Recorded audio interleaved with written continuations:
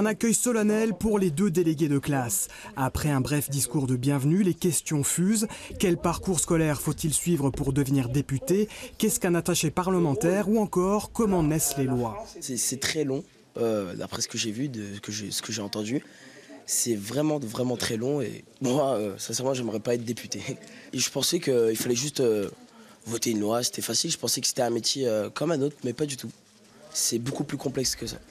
Les collégiens ne connaissent que très peu les élus. Leur curiosité leur a permis de combler ce retard et de mieux comprendre le rôle des parlementaires. En fait, ça sert à beaucoup de choses, par exemple dire si elle est d'accord, demander aussi l'avis des personnes civiles, justement, qui sont des civils normaux, et après il dit justement au Parlement ou au Sénat, je crois, justement ce que les gens pensent.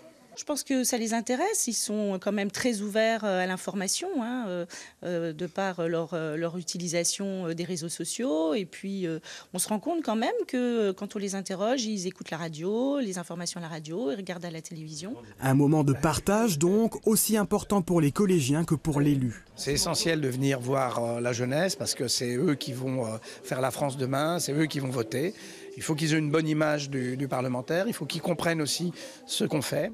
Les collégiens vont maintenant pouvoir préparer la dernière étape de leur projet, la visite de l'Assemblée nationale le 18 mars.